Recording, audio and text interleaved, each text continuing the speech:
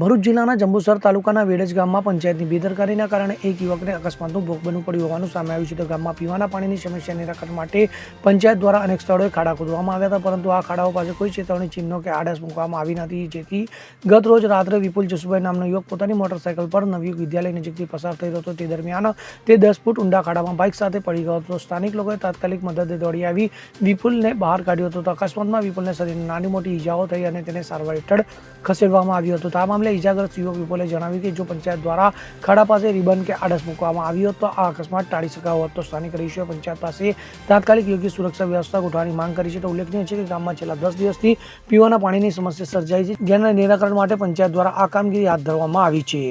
Bureau report CN24 news. હવે જુઓ દેશ દુનિયાની તમામ ખબરો તમારી આંગળીના ટેરવે.